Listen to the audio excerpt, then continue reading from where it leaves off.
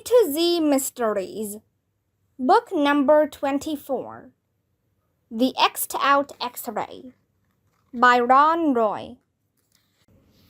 Chapter 3. Inside the tent, a man was handing a glass of water to a red-faced woman. A boy was standing next to the woman's chair. "Do you feel better, Mom?" the boy asked. "Much better, Ronnie," his mother said. "Thank you, Dr.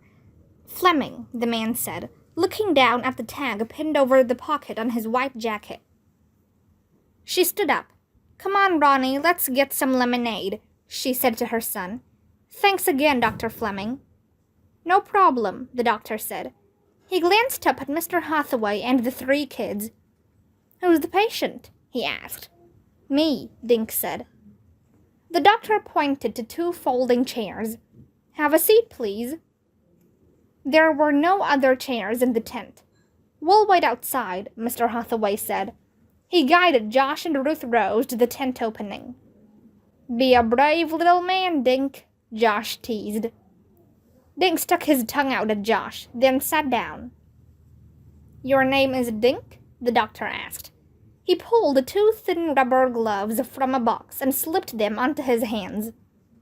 Dink nodded. "It's a nickname," he said. "My real name is Donald David Duncan." The doctor sat in the chair opposite Dink. He touched the small bump on Dink's forehead. "How did this happen?" he asked.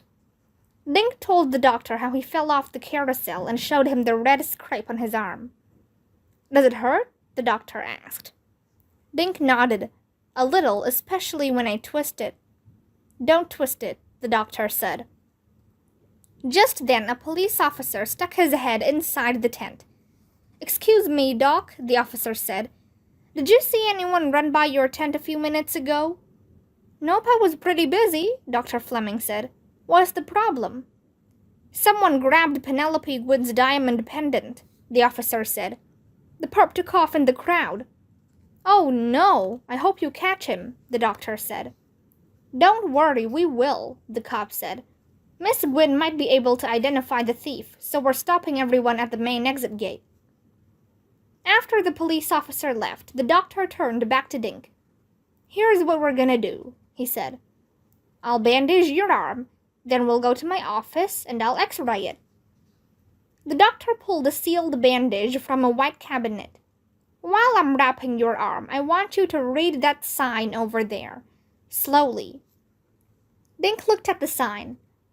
"Why? My eyes are okay," he said. The doctor opened the package. "I want to make sure you don't have a concussion. Start reading," he said as he began wrapping Dink's arm with the long bandage. Dink started reading. "How to avoid sunstroke. 1. Always use sunblock. 2. Wear a hat. 3. Don't stay out in the sun too long. 4. Avoid strenuous exercise on hot days. 5. Drink plenty of water." "You're a good reader, Dink," the doctor said, finished with the wrapping. "Wiggle your fingers for me." Dink wiggled his fingers and looked at his arm. The bandage went from his wrist to his elbow. A small metal clip held the end of the bandage in place. "Not too tight, is it?" the doctor asked. "No, but the bandage feels weird." "They always do," the doctor said. "Now we'll call in your father." "He's my friend's father," Dink explained. The doctor stepped over to the tent door and invited the others inside. "How's your boo-boo?" Josh asked. Dink crossed his eyes. "I'd like to x-ray Dink's arm in my office," the doctor told Mr. Hathaway. "Can you follow me to the hospital?" "Of course," Mr. Hathaway said. "You want to leave right now?" "The sooner the better," the doctor told him, glancing at his watch. "My replacement will be here in a few minutes." The group left the tent and walked toward the main exit. Dink noticed an empty space between Presto Pizza and the lemonade stand.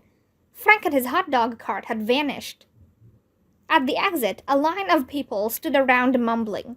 2 police officers were blocking the closed gate. The woman with yellow hair who had been sitting in front of Dink was talking to one of the officers.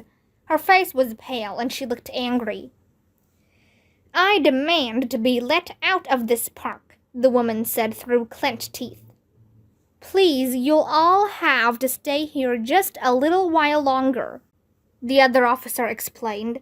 "We need to wait for Miss Gwyn." "Come on, follow me," the doctor said. He put his hand on Dink's shoulder and guided him toward the front of the line. "Hiya, Doc," the officer said. Dink recognized him as the one who had poked his head into the first aid tent.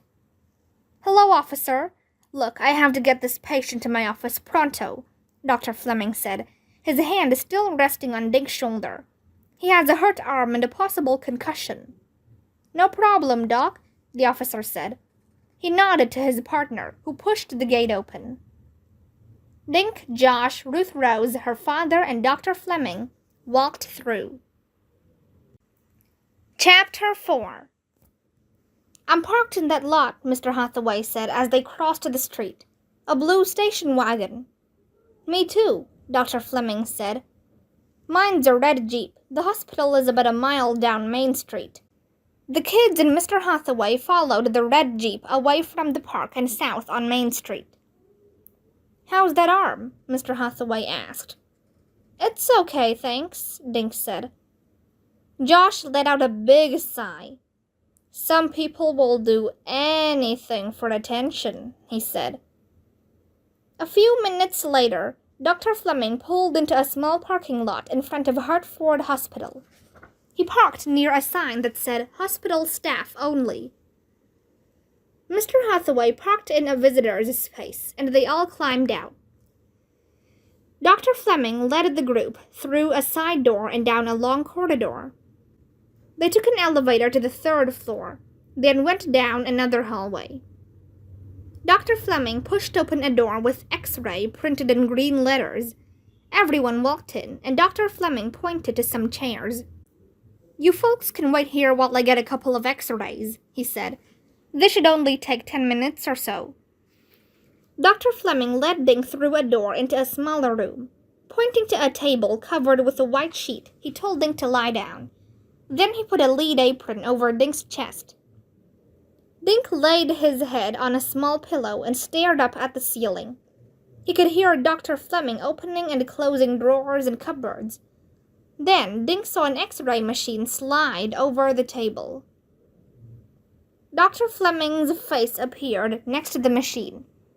"Now I want you to lie very still," he said.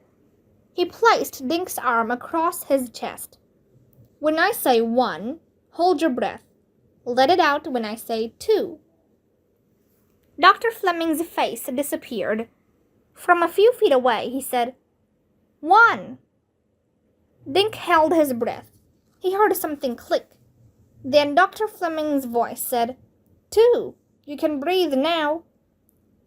Dr. Fleming stepped next to the table again. "I'm going to get a look at this in the other room," he said. "Be back in a jiffy." Dink counted ceiling tiles until Dr. Fleming returned. "This shot is too blurred," he said, dropping an X-ray on a table. He grabbed a fat red marker and drew a big X over the X-ray. "I'll have to shoot another one without the bandage." Dr. Fleming began removing the bandage from Dink's arm. "See that sign over there?" he asked Dink. "Read it to me, please." Dink read the sign. It was about drinking milk to make your bones strong. "There," Dr. Fleming said as he dropped the unrolled bandage on the table next to Dink's shoulder. He positioned Dink's arm again. "Lie still and hold your breath till I tell you to breathe." Dink did as he was told, and after a minute, Dr. Fleming came back and asked him to sit up. "After I develop this one, you're free to go," he said. "Okay, this one is much clearer," Dr. Fleming said a few minutes later. "The arm looks fine, but I'll put the bandage back on. No baseball for a few days, okay?" Dink watched as Dr. Fleming rewrapped his arm. "You should have your own doctor take a look at this," he said.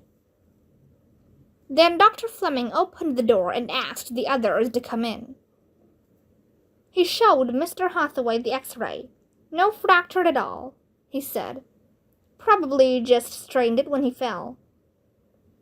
I have to go see my doctor, Dink told Josh and Ruth Rose. We should take the X-ray with us, Mr. Hathaway said. Of course, Dr. Fleming said.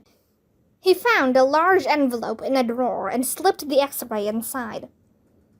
Can I have the other one? Dink asked. The one that you said was no good? No, I'll just throw... Sure, why not? Dr. Fleming said. He slid it into the envelope with the other X-ray and handed it to Dink. Don't stand up on any more moving carousels, he said.